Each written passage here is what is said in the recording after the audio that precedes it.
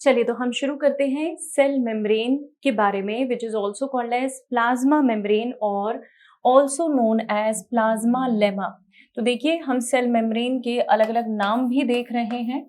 किसी भी नाम से आपको क्वेश्चन पूछ लिया जाए तो आपको आना चाहिए प्लाज्मोलेमा, और it is also called as bio membrane. तो ये हमारी प्लाज्मा मेम्ब्रेन है जिसके ऑल्टरनेट नेम्स हैं प्लाज्मा मेम्ब्रेन और सेल मेम्ब्रेन और प्लाज्मा लेमा और बायो मेम्ब्रेन। ये प्लाज्मा मेम्ब्रेन जो है ये बहुत फ्लेक्सिबल होती है, या सेल मेम्ब्रेन जो है बहुत फ्लेक्सिबल है।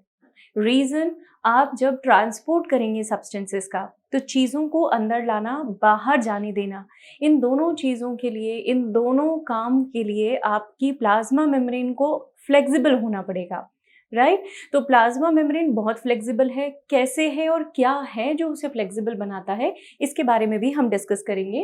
प्लाज्मा मेम्ब्रेन में जो मेन कंपोनेंट्स हैं जिनसे हमारी प्लाज्मा मेम्ब्रेन बनी हुई है वो है, सबसे पहला सबसे मेजर मेन कंपोनेंट है हमारा लिपिड, जिसे हम फॉस्फोलिपिड के नाम से जानते हैं। यहाँ पे जो मेन कंपोनेंट है प्लाज्मा मेम्ब्रेन का, that is phospholipid.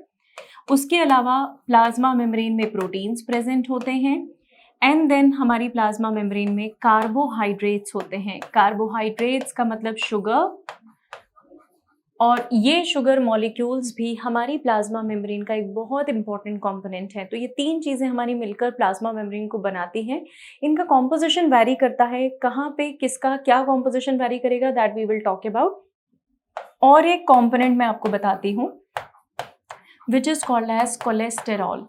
Cholesterol is another important component of your plasma membrane, जो प्लाज्मा मेम्ब्रेन के स्ट्रक्चर को स्टेबिलिटी प्रोवाइड करता है।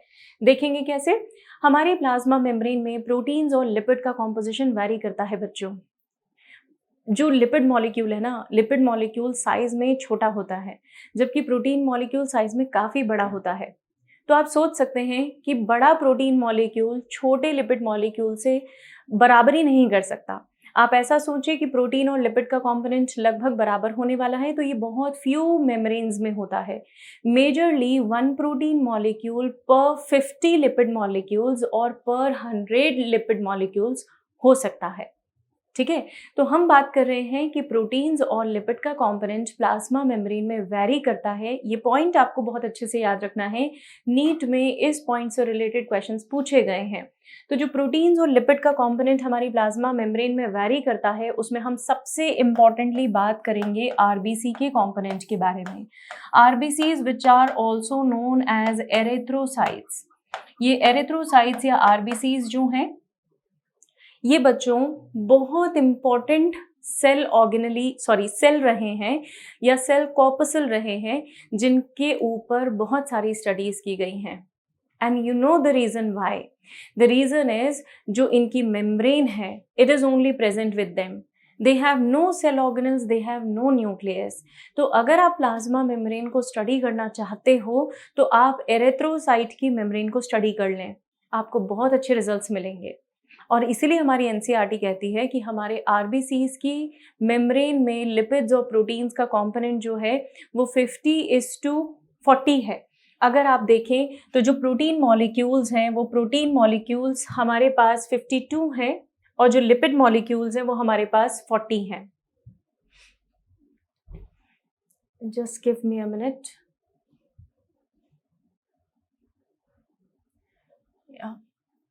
जो प्लाज्मा मेम्ब्रेन है उसमें प्रोटीन्स 52% है आरबीसी की। हाँ, this is the composition of RBC की मेम्ब्रेन का।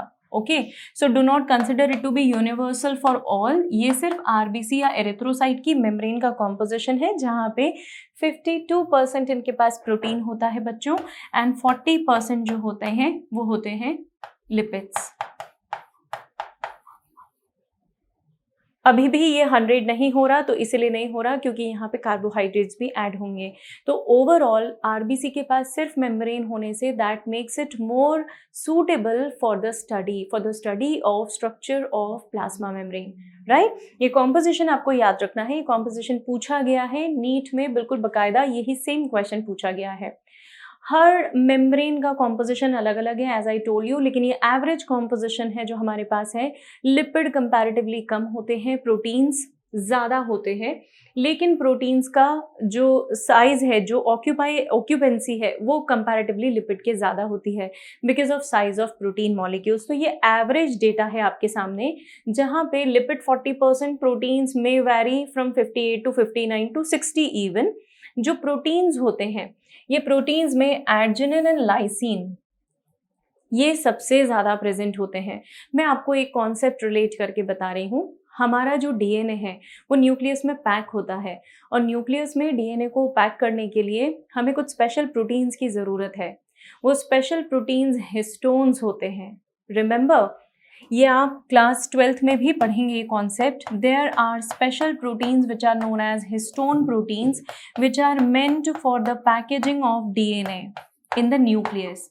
डीएनए को न्यूक्लियस में पैक करने के लिए हमारे पास कुछ स्पेशल प्रोटीन्स होते हैं, और ये वही प्रोटीन्स है बच्चों जिनमें हिस्टोन वो प्रोटीन है जिसमें बेसिक कुछ प्रोटीन्स हैं, हमारे अमीनो एसिड्स हैं which are arginine and lysine. ये arginine and lysine amino acids हैं which are majorly found in the form of proteins which form your plasma membrane. Amino acid तो बहुत होते हैं बच्चों, लेकिन जो प्रोटीन प्लाज्मा मेम्ब्रेन बनाते हैं they are rich in arginine and lysine. These are basic proteins basically, और ये वही प्रोटीन है जो हिस्टोन को भी फॉर्म करते हैं, वो हिस्टोन जो आपके डीएनए को पैकेज करता है। I hope this is absolutely clear.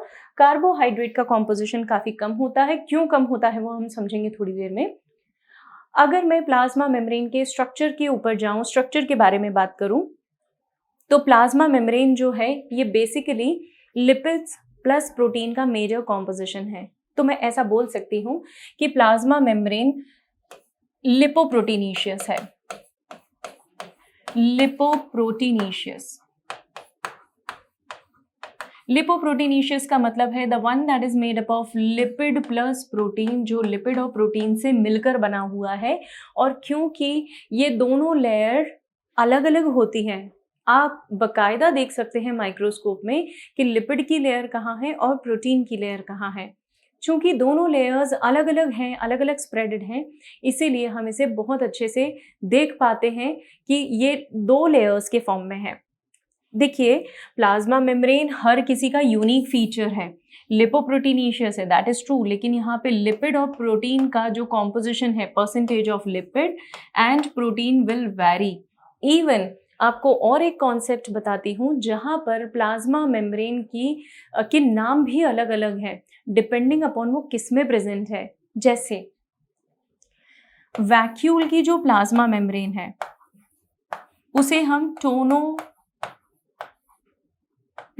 Vacuole के साइटोप्लाज्म को हम टोनोप्लाज्म बोलते हैं, और वैक्यूल की मेम्ब्रेन को हम यूनिट मेम्ब्रेन बोलते हैं या टोनोप्लास्ट बोलते हैं। Tonoplasm is the cytoplasm of vacuole and tonoplast is the membrane of tonoplast is the membrane of vacuole and tonoplasm is the cytoplasm of vacuole, right? दोनों के लिए हमने कुछ अलग टर्म्स दी हैं। तो plast is the membrane of vacuole नाम बदल गया है क्योंकि लिपिड और प्रोटीन का कॉम्पोजिशन वैरी कर गया है। सिमिलरली अगर मैं मसल्स की बात करूं तो मसल्स में इसी मेम्ब्रेन को हम सार्कोप्लाज्म या सार्कोलेमा बोलते हैं।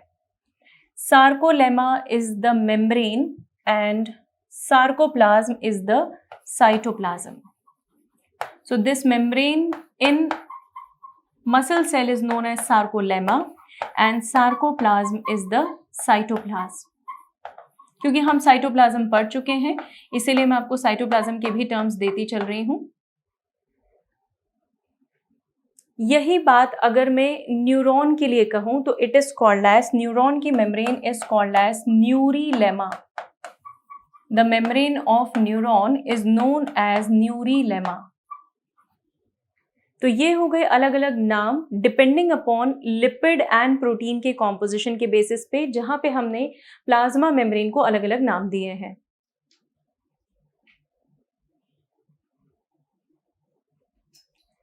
राइट? चलिए अब इसके आगे बढ़ते हैं। हमारी प्लाज्मा मेम्ब्रेन में कुछ ग्लिसराइड्स भी होते हैं जो कि फॉस्फेट ग्रुप से अटैच्ड हैं। तो जो ग्लिसराइड फॉस्फेट ग्रुप से अटैच्ड है उन्हें हम फॉस्फोग्लिसराइड बोलते हैं। हम डायग्राम में इसे स्पेसिफिकली देखेंगे। अब हम बात करते हैं प्लाज्मा मेम्ब्रेन के कॉम्पोजिशन पे। देखिए, जब भी प्लाज्मा मेम्ब्रेन के फंक्शन को एक्सप्लेन करना पड़ा हमें, तो हमें सबसे पहले उसके स्ट्रक्चर को देखना पड़ा, क्योंकि हम तो क्या कह रहे थे कि भाई प्लाज्मा मेम्ब्रेन जो है वो चीज़ों के फ्लक्स को बढ़ाती है, चीज़ें अंदर आएंगी बाहर जाएंगी, ये सब कौन करेगा? Plasma membrane. लेकिन आप खुद बताइए, अगर प्लाज्मा मेम्ब्रेन का स्ट्रक्चर एकदम रिजिड हुआ, एकदम फिक्स हुआ, तो क्या वो इन चीज़ों के फ्लो को अलाउ कर सकती है? कभी भी नहीं। तो प्लाज्मा मेम्ब्रेन के स्ट्रक्चर को एक्सप्लेन करने के लिए कुछ मॉडल्स प्रपोज किए गए। उन मॉडल्स में जो बेसिक चीज़ें थी, हम पहले उन बेसिक चीज़ों को डिस्कस करेंगे और उसके बाद जो मॉडल एक्सेप्टेड है, जो मॉडल हमारी एग्जाम्स के लिए भी इम्पॉर्टेंट है, हम उस मॉडल के बारे में डिस्कशन करेंगे। तो चलें आगे बात करते हैं प्लाज्मा मेम्ब्रेन के बारे में। एक चीज़ मैंने अभी ऑलरेडी डिस्कस की आपसे, that it is bilayer. Why bilayer? Because it is made up of protein and lipid. इसीलिए इसे मैंने क्या बोल दिया, क्योंकि ये लिपिड और प्रोटीन का कॉम्बिनेशन है, तो मैंने इसे लिपोप्रोटीन लेयर बोला। इसके अलावा हमारी प्लाज्मा मेम्ब्रेन में ग्लूकोज भी प्रेजेंट है, तो this is called as lipoprotein. We talked about it, we call it as lipoprotein. इसके अलावा ग्लूकोज प्लस प्रोटीन का कॉम्बिनेशन भी हमारे पास होता है, जिसे हम ग्लाइकोप्रोटीन के नाम से जानते हैं। तो प्लाज्मा मेम्ब्रेन के अंदर लिपोप्रोटीन और ग्लाइकोप्रोटीन ये कुछ इंपॉर्टेंट कंपोनेंट्स हैं। बात हम सबसे पहले करेंगे लिपिड की, कि लिपिड्स कैसे होते हैं। अगर प्लाज्मा मेम्ब्रेन के लिपिड्स को देखा जाए तो ये लिपिड्स बड़े स्पेशल हैं। This is the structure of a single lipid molecule, जिसमें ये इसका हेड है और नीचे इसकी टेल, इसे हम टेल बोलते हैं, और ऊपर के पोर्शन को हम हेड बोलते हैं। किसी भी प्लाज्मा मेम्ब्रेन में जो हेड है वो हेड पोलर है। पोलर का मतलब जो वाटर लविंग है, जिसे पानी पसंद है, उसे हम पोलर बोलते हैं, और जो वाटर को बिल्कुल नहीं पसंद करता उसे हम वाटर हेटिंग बोलते हैं। So one of the portion is polar head and non polar is the tail. तो टेल कैसी है? नॉन पोलर, हेड पोलर है। अगर मैं इसे दूसरे वर्ड्स में समझूं या लिखूं तो हेड जो है वो हाइड्रोफिलिक है, इन टर्म्स को ध्यान रखें, और टेल जो है वो हाइड्रोफोबिक है। The tail is hydrophobic and head is hydrophilic. ये हमारी प्लाज्मा मेम्ब्रेन में कुछ स्पेशल कंपोनेंट्स हैं जो कि प्लाज्मा मेम्ब्रेन को स्टेबलाइज करते हैं। लिपिड का मॉलिक्यूल है। लिपिड एक ऐसा मॉलिक्यूल है जिसमें पोलैरिटी है, जिसमें एक पोर्शन पोलर है और एक पोर्शन नॉन पोलर है। तो इसीलिए हम लिपिड को एम्फीपैथिक मॉलिक्यूल के नाम से भी जानते हैं, since it have to portion, one is hydrophilic, another is hydrophobic.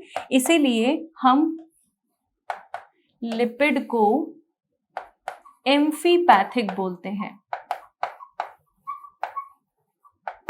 और यही इसकी खासियत है बच्चों। इसी के कारण हमारा जो लिपिड मॉलिक्यूल है उसमें स्पेशलिटी होती है। इवन अगर मैं आपको बताऊं कि जो टेल है, तो टेल भी कुछ ऐसा स्ट्रक्चर है जो सैचुरेटेड फैटी एसिड का भी बना हुआ है और अनसैचुरेटेड फैटी एसिड का भी बना हुआ है। तो tail will also have two different type of fatty acid, one would be saturated and another would be unsaturated fatty acid. So tail saturated fatty acid का है and one is unsaturated fatty acid. ये chemistry के concepts हैं, आपको याद दिला दूं, double और ट्रिपल बॉन्ड्स की और सिंगल बॉन्ड्स की बात चल रही है, तो one is saturated and another is unsaturated fatty acid, ये टेल है। So if this is saturated, this is unsaturated. इस तरीके से हमारा लिपिड का मॉलिक्यूल होता है, दोनों के बीच में कॉम्बिनेशन होता है, राइट। जो वाटर लविंग पोर्शन है that will be of course towards water, क्योंकि उसे पानी पसंद है तो वो पानी की तरफ रहेगा। लेकिन जो वाटर हेटिंग है that will be away from the water, क्योंकि उसे पानी के प्रेजेंस में एग्जिस्टेंस दिखाते नहीं आता, it hate water, therefore hydrophobic portion is away from the water. ये दोनों पोर्शंस के ओरिएंटेशन पे बात हो गई कि कौन सा पानी की तरफ रहने वाला है और कौन सा पानी से दूर रहने वाला है, right.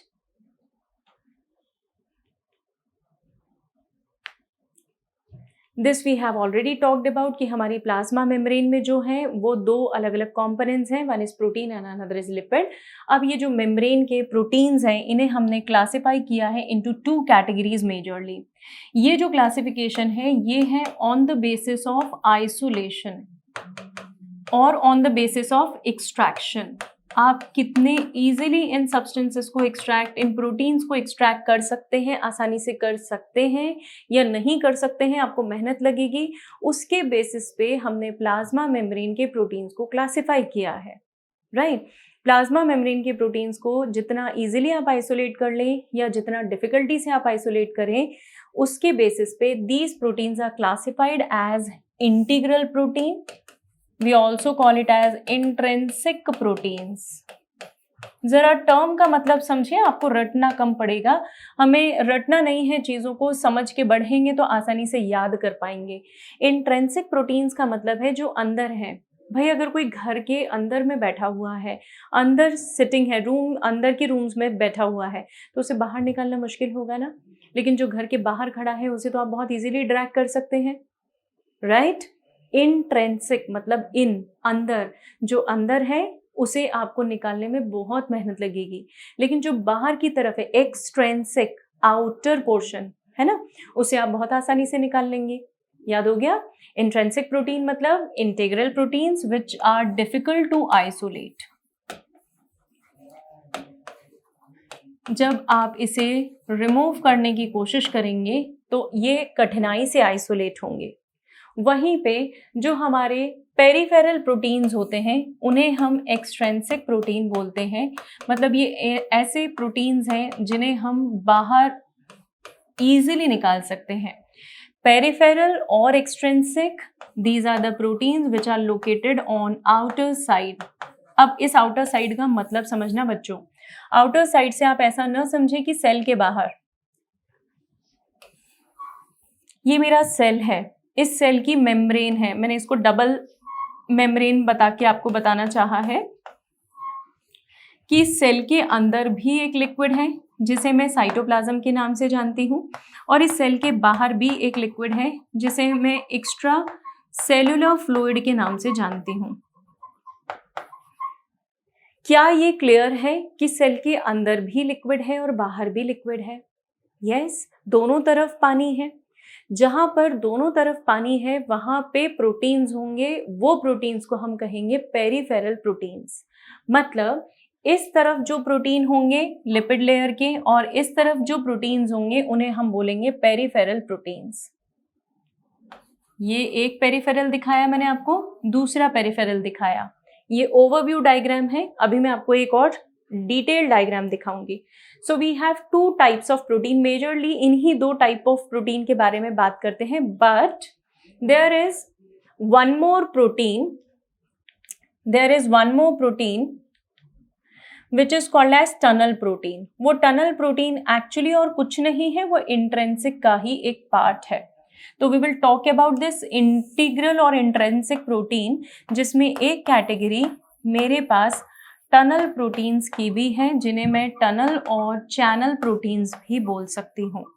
We call them as either tunnel or channel proteins. ये बहुत इंपॉर्टेंट है बच्चों, क्योंकि ये गेटवे जैसा काम करते हैं, इन्हीं से चीज़ें क्रॉस होंगी। तो ये बहुत इंपॉर्टेंट है टनल प्रोटीन्स। लेकिन ये प्रोटीन्स कैसे हैं? इंट्रिंसिक, इंटीग्रल प्रोटीन्स ही हैं, उन्हीं की कैटेगरी है ये। मतलब ये इंटीग्रल प्रोटीन्स बहुत अंदर तक भी धसे हुए हो सकते हैं या सुपरफिशियल भी हो सकते हैं। We will see how. देखिए, ये इंटीग्रल प्रोटीन्स जो हैं ये हमारी मेम्ब्रेन से हमेशा के लिए परमानेंटली दे आर अटैच्ड। इसीलिए तो आपको इन्हें निकालने में बहुत मेहनत करनी पड़ेगी, क्योंकि ये स्ट्रक्चर को स्टेबिलिटी देने के लिए रखे गए हैं बच्चों। अब अगर आप इन्हीं को बहुत आसानी से निकाल लें तो स्टेबिलिटी कैसी, है ना? तो हमारे जो इंटीग्रल प्रोटीन्स हैं इन्हें हमने बहुत स्पेसिफिकली अंदर तक रखा हुआ है, बट इसे फिर हमने या तो आधा अधूरा अंदर रखा है या बहुत डीपली अंदर रखा है। समझिएगा कैसे। ये मेरे पास लिपिड के मॉलिक्यूल्स की बायलेयर है। इस लिपिड के मॉलिक्यूल्स की बायलेयर में अगर मैंने एक प्रोटीन को ऊपर से नीचे तक स्पैन कर दिया तो क्या आपको ऐसा नहीं दिखता ये मेम्ब्रेन के ऊपर से लेकर नीचे तक है, मतलब बहुत डीपली बरीड है, राइट? तो इसे मैं बोलूंगी टोटली बरीड। एक प्रोटीन जो हमारे पास होगा वो ऐसा भी हो सकता है कि पेरिफेरी पे हो और ऐसा भी हो सकता है कि वो पार्शियली हो। ये मेरा प्रोटीन जो बाहर की तरफ हुआ वो हो गया एक्सट्रिंसिक प्रोटीन।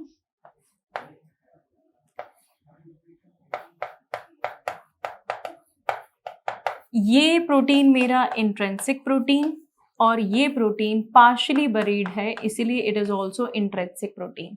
आई होप दोनों टाइप के प्रोटीन्स के बीच में आपको डिफरेंस समझ में आ गया हो कि कौन सा प्रोटीन पार्शियली बरीड है और कौन सा प्रोटीन कंप्लीटली बरीड है।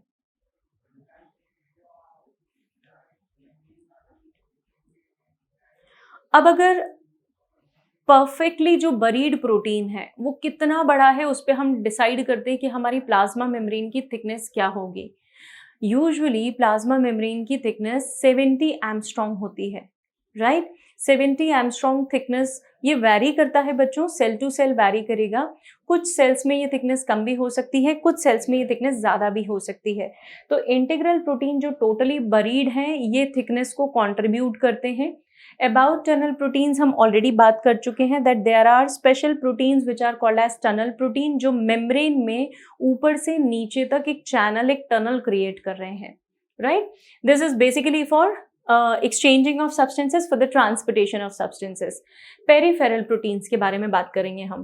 पेरिफेरल प्रोटीन्स प्लाज्मा मेम्ब्रेन में बाहर की तरफ एसोसिएटेड हैं। एज आई टोल्ड यू, ये एक पेरिफेरल प्रोटीन हो सकता है, ये एक पेरिफेरल प्रोटीन हो सकता है। दोनों जगह डिफरेंस क्या है बच्चों? ये हो सकता है टुवर्ड्स इंटरसेलुलर फ्लूइड हो, या हो सकता है it is towards extra cellular fluid.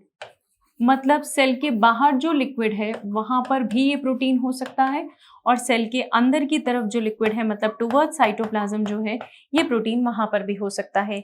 In both the cases it is peripheral protein.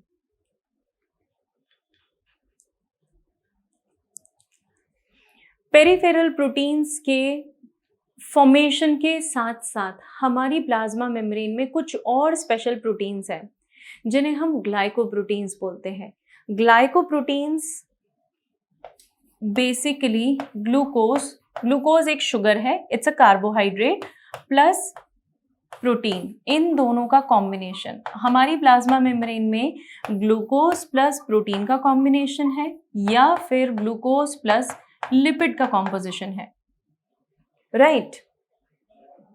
तो जब ग्लूकोज प्लस प्रोटीन का कॉम्बिनेशन आप लिखते हैं तो it is called as glycoprotein, और जब लिपिड प्लस प्रोटीन का कॉम्बिनेशन आप लिखते हैं तो उसे हम बोलते हैं ग्लाइकोलिपिड।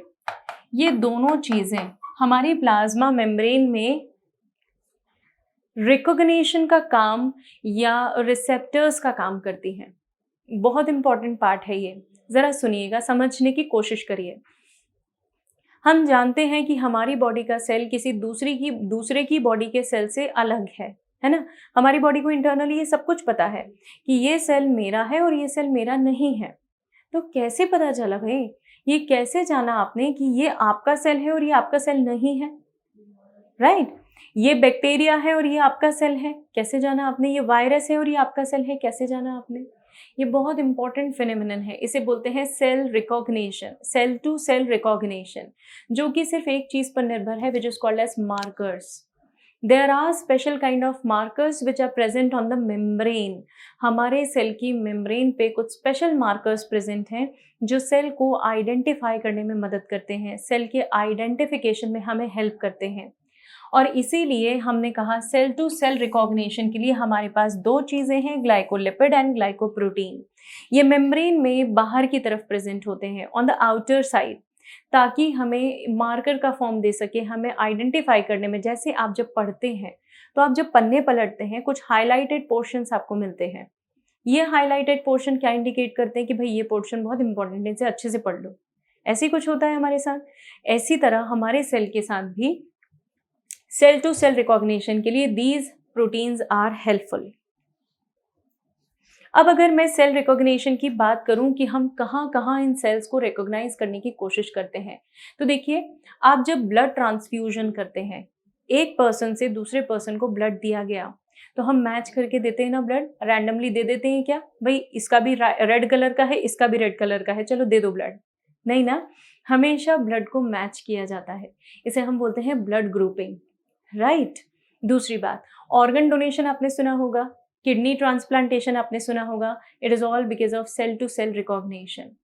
तीसरा, एक पर्टिकुलर स्पीशी का ओवम एक पर्टिकुलर स्पीशी के स्पर्म के साथ ही फ्यूजन शो कर सकता है. मतलब फर्टिलाइजेशन की प्रोसेस स्पीशीज स्पेसिफिक है. किसी भी ओवम को कोई भी मेल गैमीट फर्टिलाइज नहीं कर सकता, राइट. ये भी कैसे हो पाता है possible? Cell to cell recognition. तो जब एक सेल दूसरे सेल को पहचान पाता है और ये जान पाता है कि ये मेरे ही शरीर का है, मेरा ही भाई है, तो वो उसके ऊपर अटैक नहीं करता, बल्कि उसे पहचानता है और उसका आदर सत्कार करता है. Isn't it? तो इसीलिए सेल टू सेल रिकॉग्निशन एक बहुत इंपॉर्टेंट फिनोमिनन है हमारी बॉडी में, जो कि हमारे सेल्स को सर्वाइव करने में मदद करती है. अब हम बात करेंगे वो जो बेसिक मॉडल्स हैं जो हमारी प्लाज्मा मेम्ब्रेन के स्ट्रक्चर्स को एक्सप्लेन करते हैं, वो मॉडल्स कैसे होते हैं. अगर मैं बात करूं बेटा, हमारी प्लाज्मा मेम्ब्रेन का फंक्शन स्ट्रक्चर से कंप्लीटली एसोसिएटेड है. तो एक दिन की तो बात नहीं होगी ना कि हमने कोई भी मॉडल प्रपोज कर दिया होगा कि भाई ये मॉडल है और ये मॉडल हमारी प्लाज्मा मेम्ब्रेन का स्ट्रक्चर ऐसा है जो कि फंक्शन सपोर्ट कर सकता है. No, we developed many models. हमने कई मॉडल्स बनाए और उनमें से फाइनली एक्सेप्ट एक मॉडल हुआ और उसी मॉडल को हम डिस्कस करेंगे. लेकिन उस मॉडल को डिस्कस करने के पहले हम कुछ बेसिक मॉडल्स भी डिस्कस करेंगे. तो जो बेसिक मॉडल्स हैं प्लाज्मा मेम्ब्रेन के, उनके बारे में हम बात करेंगे नेक्स्ट स्लाइड में कि कौन से बेसिक स्ट्रक्चर्स ऐसे हैं जो प्लाज्मा मेम्ब्रेन के स्ट्रक्चर को सपोर्ट करते हैं. चलिए, हम प्लाज्मा मेम्ब्रेन के मॉडल्स तक पहुंच गए थे. अब हम उसके आगे डिस्कस करेंगे कि ये मॉडल्स होते कैसे हैं, स्ट्रक्चर को फंक्शन कैसे सपोर्ट करता है, रादर फंक्शन को स्ट्रक्चर कैसे सपोर्ट करता है. दोनों चीज़ें आपस में इंटर रिलेटेड हैं. सबसे मेन इंपॉर्टेंट चीज़ तो यही है बच्चों कि प्लाज्मा मेम्ब्रेन का स्ट्रक्चर इतना स्पेसिफिक है कि वो फंक्शन को मैनेज करता है, फंक्शन को सपोर्ट करता है. हम देखेंगे प्लाज्मा मेम्ब्रेन के स्ट्रक्चर को सपोर्ट करने के लिए कुछ मॉडल्स प्रपोज किए गए थे. ये मॉडल्स बहुत बेसिक मॉडल्स हैं और इन मॉडल्स को हम लेमेलर मॉडल्स के नाम से जानते हैं. ये लेमेलर मॉडल्स हैं. पहले मैं आपको कुछ बेसिक मॉडल्स बताऊंगी जिन मॉडल्स को डेवलप किया गया, लेकिन जिन मॉडल्स को हमने एक्सेप्ट नहीं किया, उन मॉडल्स के बारे में हम सबसे पहले बात करेंगे. ये लेमेलर मॉडल में एक मॉडल है हमारे पास सैंडविच मॉडल. बेसिकली ये दोनों मॉडल्स हमारे पास सैंडविच मॉडल के फॉर्म में है. और जो पहला मॉडल है दिस इज सैंडविच मॉडल, और ये जो पहला मॉडल है ये है हमारा डेनियली एंड डेवसन. डेनियली एंड डेवसन का प्रपोज्ड मॉडल 1953 में जो इन्होंने मॉडल प्रपोज किया था, 1937 में जो इन्होंने मॉडल प्रपोज किया था, दैट इज सैंडविच मॉडल. इस मॉडल के हिसाब से हमारी प्लाज्मा मेम्ब्रेन इस मॉडल के हिसाब से हमारी प्लाज्मा मेम्ब्रेन एक लैमेलर स्ट्रक्चर है और इस लैमेलर स्ट्रक्चर में दो लेयर्स हैं. लिपिड लेयर्स, जहाँ पे लिपिड के मॉलिक्यूल्स जो हैं वो एक दूसरे से कुछ इस तरीके से एसोसिएटेड हैं, और इन लेयर्स के ऊपर की तरफ प्रोटीन्स जो हैं वो इस तरीके से एसोसिएटेड हैं, जैसा कि आप डायग्राम में देख रहे हैं। लेकिन सैंडविच मॉडल ने जो प्रोटीन्स का टाइप बताया था, लिपिड की बाय लेयर के ऊपर जो प्रोटीन्स का उन्होंने टाइप बताया था, वो ग्लोब्यूलर प्रोटीन्स थे। दीज वर ग्लोब्यूलर प्रोटीन्स, मतलब ऐसे प्रोटीन्स जो कि स्फेरिकल शेप के हैं। ऐसे प्रोटीन्स डेनियली एंड डेवसन ने प्रपोज किए थे अपने मॉडल में, जिन्हें हम ग्लोबुलर मॉडल्स बोलते हैं, ग्लोबुलर प्रोटीन्स बोलते हैं। ये globular proteins basically alpha proteins हैं। पर इस मॉडल में एक सबसे बड़ा ड्रॉबैक हमारे सामने ये आ गया कि ये मॉडल बहुत रिजिड था। ये मॉडल हमें ये नहीं बता पा रहा था कि चीज़ों का ट्रांसपोर्ट कैसे होता है। भाई ग्लोबुलर प्रोटीन ऊपर हो गया, दूसरा हो गया, तीसरा हो गया, नीचे भी हो गया, पहला, दूसरा, तीसरा, लेकिन इससे एक्सचेंज होता है सब्सटेंसेस का, ये हमें कभी भी क्लियर नहीं हो पाया। तो फिर हम थोड़े से अलग मॉडिफिकेशन के ऊपर गए। हमने कहा नहीं भाई, ये मॉडल हमें ट्रांसपोर्टेशन नहीं बता पा रहा है, और ट्रांसपोर्टेशन नहीं बता रहा है इसीलिए हम इस मॉडल को एक्सेप्ट नहीं कर सकते, हमें इस मॉडल को मॉडिफाई करना चाहिए। तो जब मॉडिफिकेशन की बात आई, दिस इज 1935, जब इसके मॉडिफिकेशन की बात आई तो एक दूसरा मॉडल प्रपोज था which was unit membrane model. The another model was unit membrane model, और ये unit membrane model प्रपोज किया था रॉबर्टसन ने।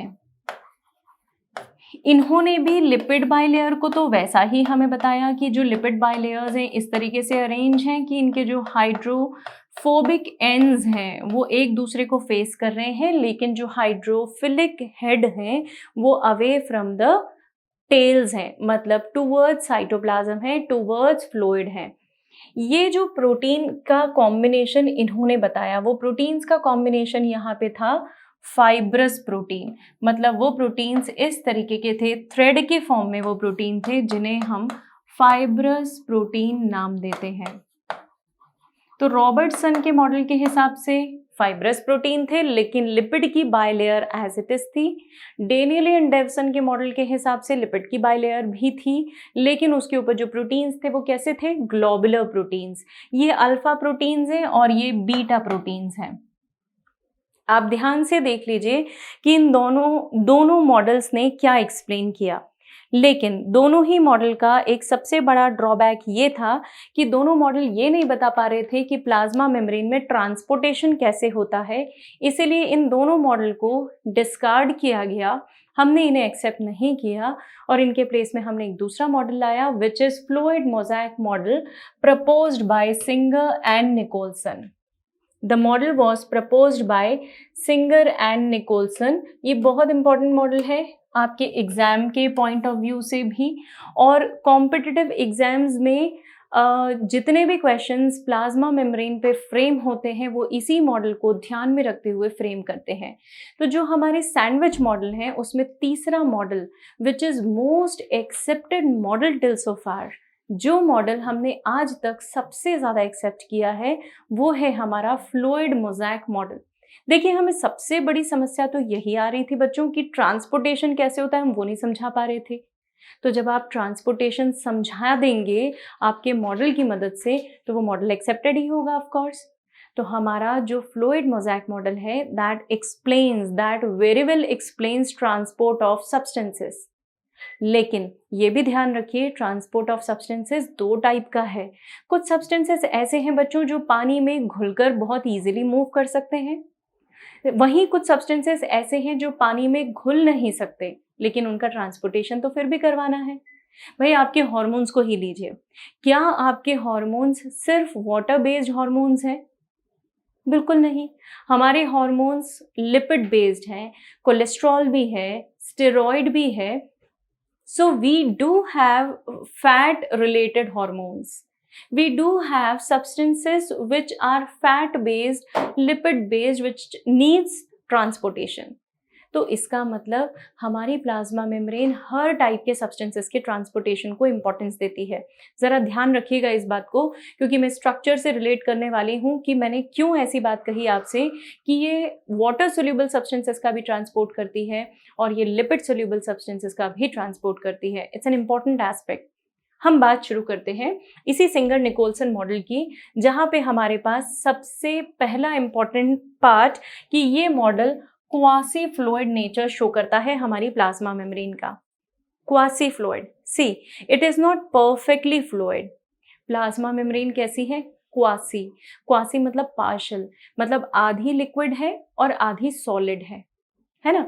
अब जब लिक्विड है तो क्या ट्रांसपोर्ट किस तरीके से आपको मदद करेगी? जब इसका लिक्विड नेचर डोमिनेंस शो कर रहा है तब ये ट्रांसपोर्टेशन शो करेगी। प्लाज्मा मेम्ब्रेन के अंदर अगर आपको ट्रांसपोर्ट शो करना है तो focus on the liquid nature of your plasma membrane, और अगर तुम्हें प्रोटेक्शन के बारे में बात करनी है तो focus on solid nature of your plasma membrane. तो दोनों ही अडेप्टेशंस हमारी प्लाज्मा मेम्ब्रेन शो करती है, इसीलिए हम इसे क्या बोलेंगे? Quasi fluid. सो प्लाज्मा मेम्ब्रेन कैसी है? Quasi fluid. इसका मतलब हमारी प्लाज्मा मेम्ब्रेन से सब्सटेंसेस तो आ जा सकते ही हैं, लेकिन उसके अलावा प्लाज्मा मेम्ब्रेन के खुद के लिपिड्स और प्रोटीन्स वो तक एक्सचेंज हो सकते हैं, वो तक मूव कर सकते हैं। आई शुड यूज वो तक मूव कर सकते हैं। They don't literally exchange themselves, लेकिन वो मूव कर सकते हैं। तो लिपिड भी मूव कर सकता है, प्रोटीन भी मूव कर सकता है, लेकिन दोनों के मूवमेंट रेस्ट्रिक्टेड होते हैं, एटीपी मीडिएटेड होते हैं। भाई जब आप कभी भी चलने फिरने की बातें करेंगे तो चलने फिरने में तो बिना एनर्जी के काम हो ही नहीं सकता। अगर मैं मूवमेंट से डील कर रही हूँ, चाहे कोई भी मूवमेंट हो, सब्सटेंसेस का आपस में मूवमेंट हो, जैसा कि अभी हम बात कर रहे हैं लिपिड और प्रोटीन्स का मूवमेंट, या फिर चीज़ों का मूवमेंट हो, कोई बाहर का सब्सटेंस अंदर आ गया, अंदर का सब्सटेंस बाहर चला गया, दोनों ही टाइप के मूवमेंट्स में हमें एटीपी का एक्सपेंडिचर तो करना ही होगा। So we need energy. ये एनर्जी प्रोटीन्स को, जो प्लाज्मा मेम्ब्रेन का स्ट्रक्चर बनाते हैं, उनको भी मूव करने में मदद करती है, और यही एनर्जी दूसरे सब्सटेंसेस को, जो कि शायद रॉ मटेरियल्स के फॉर्म में हमारा सेल यूज करता होगा, उनके मूवमेंट के लिए भी रिस्पॉन्सिबल है, राइट। तो ये मूवमेंट के लिए पॉसिबल, जो भी मूवमेंट पॉसिबल होगा, it will be all through the expenditure of ATP. लेकिन ये प्लाज्मा मेम्ब्रेन एक ऐसा बैरियर है, it's a barrier like this, और ऐसा बैरियर है जो यूजफुल सब्सटेंसेस को बकायदा सिलेक्ट करता है और वेस्ट सब्सटेंसेस को भी चूज कर फिर बाहर भेज देता है। मतलब अगर ये सेल का इनसाइड है तो ये सेल का आउटसाइड हो गया, बाहर का पोर्शन हो गया। अंदर से बाहर वेस्ट जाएगा और बाहर से अंदर जो काम की चीजें हैं वो आ जाएंगी। वन सिलेक्शन, इसी को तो हम सिलेक्शन बोलेंगे।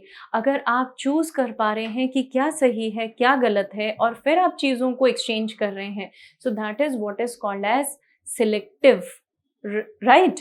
सिलेक्टिवली परमिएबल मतलब कुछ चीजों को सिलेक्ट करके अंदर आने देगी और वहीं कुछ चीजों को सिलेक्ट करके सेल से बाहर भी छोड़ देगी। इसीलिए हमारी प्लाज्मा मेम्ब्रेन का नेचर कैसा हो गया? Either we call it as selectively permeable or semi permeable. आप उसे सिलेक्टिवली परमिएबल बोल दीजिए या फिर उसे सेमी परमिएबल बोल दीजिए। ज्यादा राइट वर्ड है सिलेक्टिवली परमिएबल। क्यों? क्योंकि सिलेक्शन होता है, सिलेक्शन डेलिबरेटली किया जाता है, जबकि सेमी परमिएबिलिटी डेलिबरेटली नहीं हो सकती। इट्स अ ब्रॉड वर्ड, लेकिन स्पेसिफिक वर्ड क्या है? Selectively permeable. So plasma membrane is what? It's a selectively permeable membrane which allows transportation of substances in the cell towards cell and outside from the cell. This is the structure of plasma membrane, जो कि proposed model था fluid mosaic model, जिसके बारे में हम बात कर रहे थे। कुछ चीजें आपको रॉबर्टसन और डेनिली डेवसन के मॉडल से सेम मिल रही होंगी, सिमिलर मिल रही होंगी। I would like you to just focus on the model and just point out those things जो सिमिलर हैं। तो मुझे लगता है आप लोगों ने कुछ चीज नोटिस कर ही ली होंगी, वो ये मेरा लिपिड का मॉलिक्यूल जो कि कॉमन था वहां भी और यहां भी, राइट। फिर इस लिपिड के मॉलिक्यूल का अरेंजमेंट आपने नोटिस कर लिया होगा, राइट। लेकिन जो कॉमन नहीं था वही तो खोजना था, वही तो फंक्शन बता पा रहा था। And do you know it was basically the arrangement of protein. अब जरा ध्यान से देख लीजिए, क्या हमें एक चैनल प्रोटीन, टनल प्रोटीन दिख रहा था जैसा कि हमने डिस्कस किया था? Yes, we can see that protein, और वो प्रोटीन एक्सचेंज में मदद करेगा। कैसे, वो मैं अभी आपको बताऊंगी। क्या मुझे एक कैरियर प्रोटीन दिख रहा है? यस। क्या मुझे एक इंटीग्रल प्रोटीन दिख रहा है ना? Partially embedded, we talked about partially embedded proteins and completely fixed proteins or buried proteins. Remember, ये रहा partially, ये रहा completely, और ये रहा पेरिफेरल प्रोटीन। पेरिफेरल प्रोटीन थोड़ा सा आप इन दोनों में कंफ्यूज ना हो। पेरिफेरल प्रोटीन जो है वो थोड़ा सा बाहर की तरफ होता है, लूजली अटैच्ड होता है। जब आप एक्सट्रैक्शन करेंगे तो पेरिफेरल प्रोटीन जो है बहुत आसानी से निकलकर बाहर आ जाएगा। लेकिन जब आप इंटीग्रल प्रोटीन के बारे में देखेंगे तो प्लाज्मा मेम्ब्रेन को पूरी तरीके से डिस्ट्रॉय कर देंगे आप, तभी वो साथ छोड़ेगा, नहीं तो वो साथ नहीं छोड़ेगा, right? So this is how these proteins are arranged, integral proteins and peripheral proteins. This is the speciality of lipid bilayer कि यहाँ पर जो लिपिड के मॉलिक्यूल्स हैं वो ऐसे अरेंज्ड हैं कि उनकी हाइड्रोफिलिक टेल्स आपस में एक दूसरे को फेस कर रही हैं, जबकि हाइड्रोफोबिक हेड जो है वो एक दूसरे से अपोजिट है। So it is like this combination we can see in the diagram. Very clear, ये दोनों टेल्स एक दूसरे को फेस कर रही हैं, जबकि जो हेड है वो एक दूसरे से अवे है। ये लिपिड बाइलेयर का एक यूनिक अरेंजमेंट है। हमारी प्लाज्मा मेम्ब्रेन में जो प्रोटीन्स प्रेजेंट हैं, लिपिड लेयर के ऊपर के प्रोटीन्स और लिपिड लेयर के नीचे के प्रोटीन्स, ये दोनों प्रोटीन्स में मूवमेंट होता है, राइट। लिपिड की लेयर में भी मूवमेंट होता है और प्रोटीन्स में भी मूवमेंट होता है, और यही रीजन है कि हमारी जो प्लाज्मा मेम्ब्रेन है वो एसिमेट्रिकल नेचर की है। ये हमें नीड के पॉइंट ऑफ व्यू से बहुत अच्छे से ध्यान रखना है बेटा। एसिमेट्रिकल हमारी प्लाज्मा मेम्ब्रेन है, क्यों है? क्योंकि यहाँ पर जो लिपिड्स और प्रोटीन्स हैं उनका बकायदा मूवमेंट होता है, और लिपिड और प्रोटीन्स के मूवमेंट के कारण जो हमारी प्लाज्मा मेम्ब्रेन है दैट बिकम्स एसिमेट्रिकल, प्लस जो फ्लूइडिटी आती है हमारी प्लाज्मा मेम्ब्रेन में, वो फ्लूइडिटी भी बेसिकली मूवमेंट के कारण है।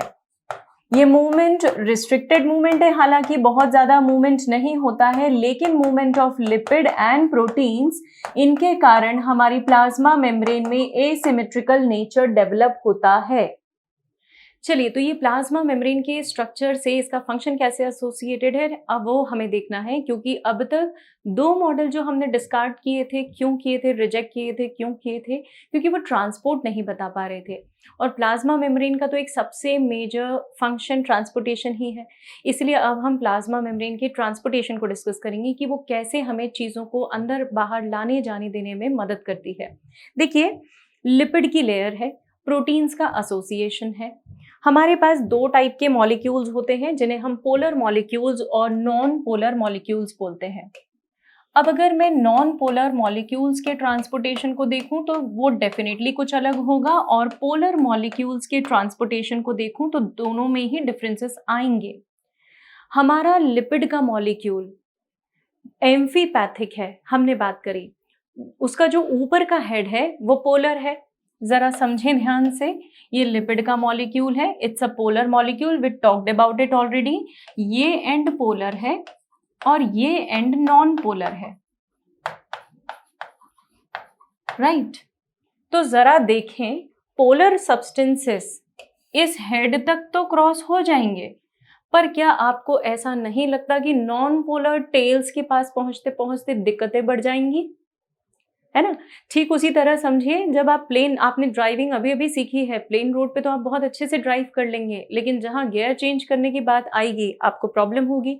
जहाँ पे आपको स्लोपी एरियाज मिलेंगे, घाट मिलेंगे, वहाँ पे आपको ड्राइव करने में पॉसिबिलिटी, आपकी दिक्कत बढ़ने वाली है। सिमिलरली, जब इतने पोर्शन से क्रॉस होंगी चीज़ें, क्योंकि सब कुछ बहुत स्ट्रेट है, सीधा है, एक दूसरे से एफिनिटी है, एक दूसरे के प्रति लाइकिंग है, तो डेफिनेटली ट्रांसपोर्टेशन हो जाएगा। ऑब्स्टिकल्स कहाँ पे आएंगे? जहाँ पे आप नॉन पोलर रीजन को फेस करेंगे, मतलब आप टेल वाले हिस्से में एंटर करेंगे। और ज़रा याद कीजिए बेटा, प्लाज्मा मेम्ब्रेन में लिपिड बाइलेयर है, मतलब ये टेल और ये टेल, तो एरिया कितना हो गया? इतना एरिया। तो जब आप इतने एरिया से क्रॉस होने की कोशिश करेंगे तो क्या ज़्यादा प्रॉब्लम्स नहीं आएंगी? डेफिनेटली आएंगी, क्योंकि इस लिपिड के मॉलिक्यूल के नीचे भी तो एक लिपिड के मॉलिक्यूल की टेल है। तो ज़रा देखिए, नॉन पोलर रीजन कितना बड़ा हो गया और पोलर रीजन कितना सा है? पोलर रीजन छोटा सा है, नॉन पोलर बहुत लंबा सा रीजन है। तो definitely transportation will be a problem, isn't it? तो हमारे प्लाज्मा मेम्ब्रेन के थ्रू नॉन पोलर सब्सटेंसेस का ट्रांसपोर्टेशन थोड़ा सा डिफिकल्ट हो जाता है, लेकिन पोलर सब्सटेंसेस का ट्रांसपोर्टेशन कंपैरेटिवली इजी होता है।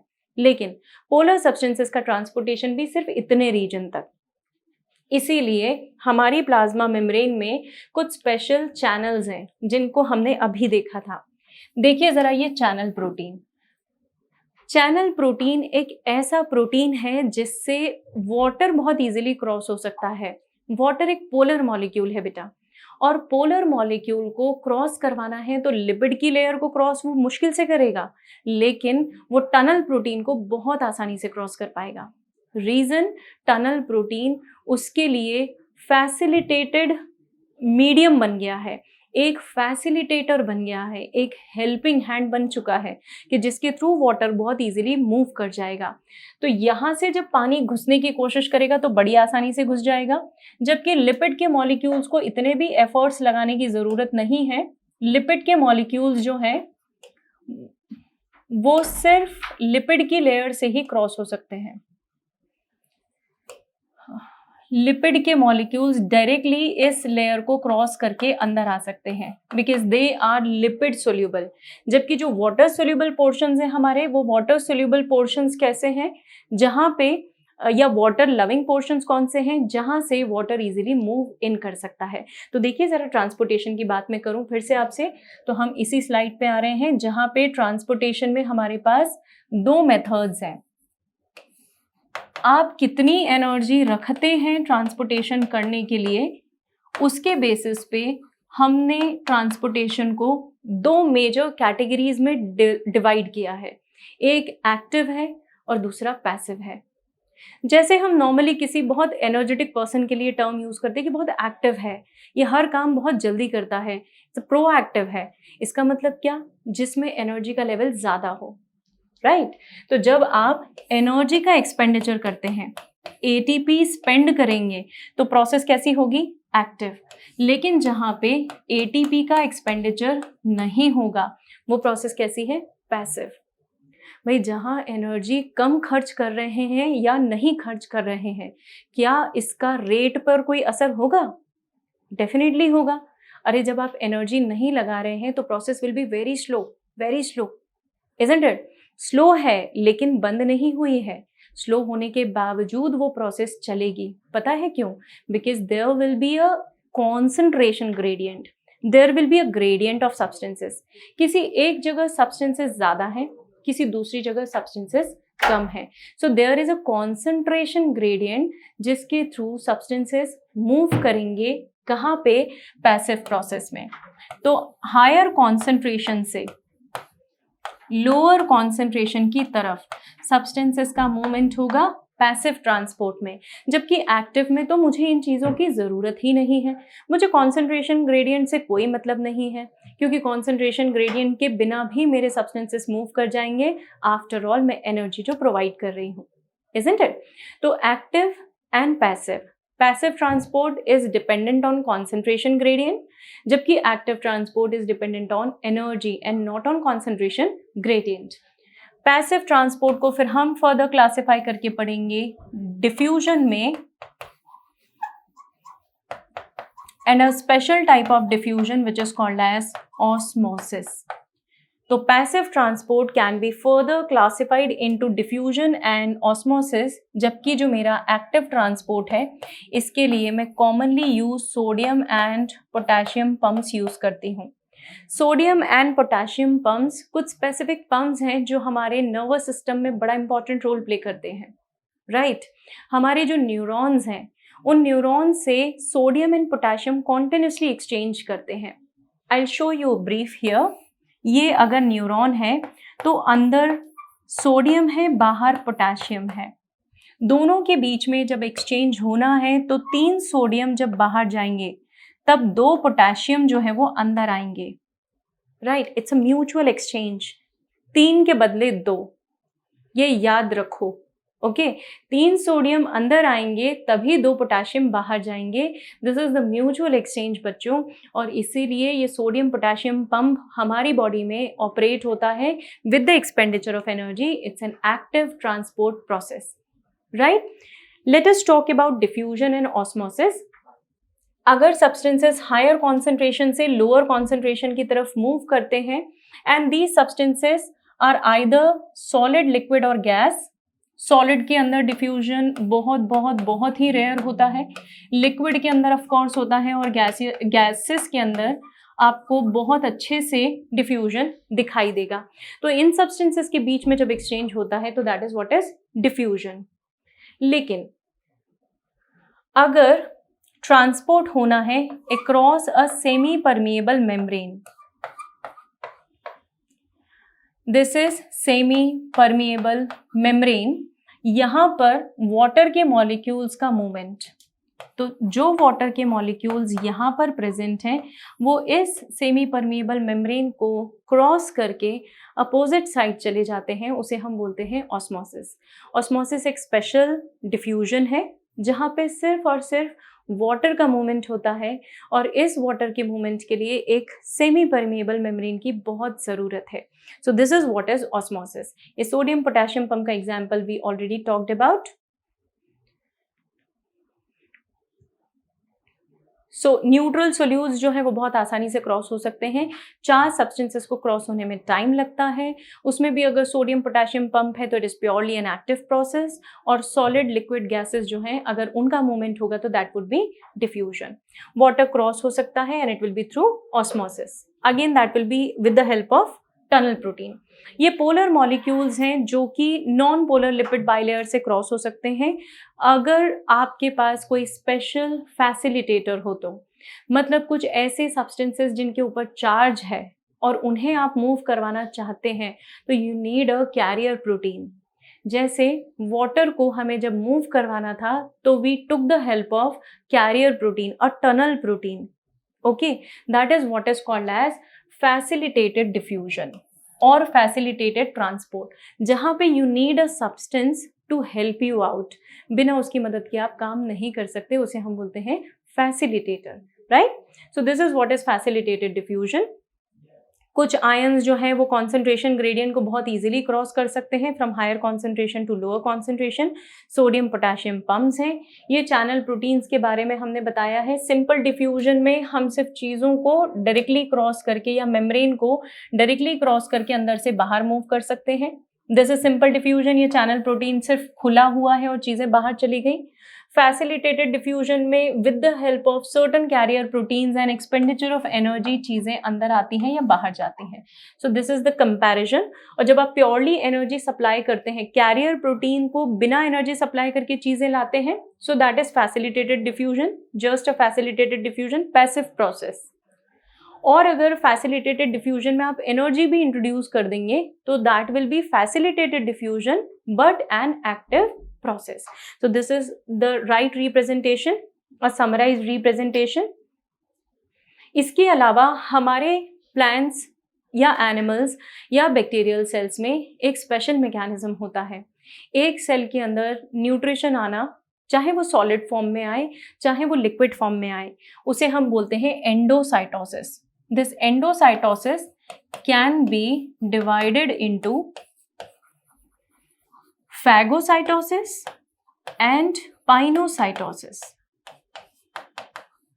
मतलब आप सॉलिड चीज़ों को भी अंदर ले सकते हैं और आप लिक्विड चीज़ों को भी अंदर ले सकते हैं। भाई हमारे सेल को वाटर लगता है तो दैट इज लिक्विड अपटेक, हमारे सेल को न्यूट्रिशन, मिनरल्स, आयंस ये सब कुछ लगते हैं तो that would be solid uptake. तो one of the process is phagocytosis while another process is pinocytosis। ये जो प्रोसेस है दिस इज एंडोसाइटोसिस। एंडो मतलब इन, इजीली याद रह जाएगा बच्चों, इसे एंट्री से रिलेट कर दीजिए। एंट्री मतलब ENTRY, EN एंडो, अंदर, सेल के अंदर चीजें आना है, एंडोस्मोसिस और एंडोसाइटोसिस।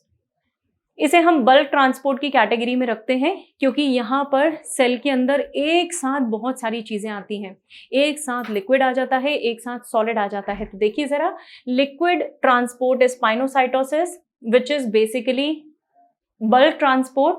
यहाँ पे एक स्ट्रक्चर फॉर्म होता है, show you in the diagram. Phagocytosis solid food का अपटेक है, फैगोसाइटोसिस मतलब इनटेक ऑफ सॉलिड सब्सटेंसेस। यहाँ पर भी बल्क ट्रांसपोर्ट की ही बात आती है। दोनों केसेस हमारे पास एक तरीके से सेम है। कैसे, मैं बताती हूँ। एक्सो का मतलब जब आप सेल के बाहर चीजों को ट्रांसपोर्ट कर दें, आप सेल के बाहर सब्सटेंसेस को फेंक दें, तो उसे हम बोलते हैं एक्सोसाइटोसिस या egestion. That means you are removing the substances out from the cell, right.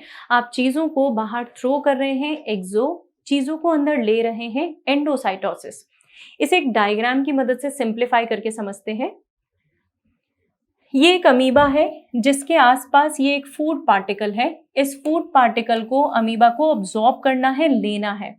तो यहां पर कुछ स्पेशल कोटेड वेसल्स बनती हैं। These are the vesicles, coated vesicles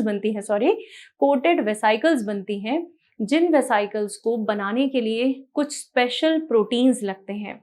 वो स्पेशल प्रोटीन्स हैं clathrin, the special protein is clathrin and adaptor protein. इसे हम एपी भी बोलते हैं। अडेप्टर प्रोटीन और क्लैथरिन प्रोटीन की मदद से सेल की मेम्ब्रेन के आसपास एक ऐसा वेसाइकल बना दिया जाता है, उसमें खाना एक्यूमुलेट हो गया, ये वेसाइकल यहाँ से पिंच ऑफ हो जाएगा, मेम्ब्रेन पैक हो जाएगी। लुक एट हियर, जो वेसाइकल है वो धीरे धीरे पिंच ऑफ होके इस फॉर्म में आ गई और उस वेसाइकल के अंदर फूड एंटर हो चुका है। ये आपने फूड एंटर किया है, अंदर लिया है, चाहे ये सॉलिड हो चाहे लिक्विड हो। This is endocytosis. It will be done by the help of two important proteins, clathrin and adapter protein. And similarly, जब आपके सेल को भेजना हो सब्सटेंसेस को बाहर, we took the help of a vesicle, चीज़ों को उसमें पैक कर दिया, भर दिया और उसके बाद उन चीज़ों को उसमें फिल करने के बाद हमने उस वेसाइकल को बाहर की तरफ पुश कर दिया। Are you getting? यहाँ याद रखिएगा, ये सिर्फ और सिर्फ वेस्ट सब्सटेंसेस का रिमूवल नहीं है, it is basically transportation process, जहाँ पे आप हो सकता है इन वेसाइकल्स के अंदर प्रोटीन्स को भर कर भेज रहे हो, लिपिड्स को भर कर भेज रहे हो, एंजाइम्स हो सकते हैं, हार्मोन्स हो सकते हैं, could be n number of things. तो आपने इन शॉर्ट क्या किया है, चीज़ों को यहाँ पैक किया है, मेम्ब्रेन के पास यहाँ पे लाए हैं, उसके बाद इसे बर्स्ट करके सब्सटेंसेस को हमने क्या कर दिया है, रिलीज कर दिया है outside the environment. This is what is referred as exocytosis. तो बेसिकली ये दो ट्रांसपोर्ट सिस्टम है, दो ट्रांसपोर्ट मैकेनिज्म है जो हमारी प्लाज्मा मेम्ब्रेन के थ्रू होते हैं। Here we have done with the plasma membrane topic. Next turn पे हम एक नया टॉपिक उठाएंगे। We will now then start with the cell organelles. Okay.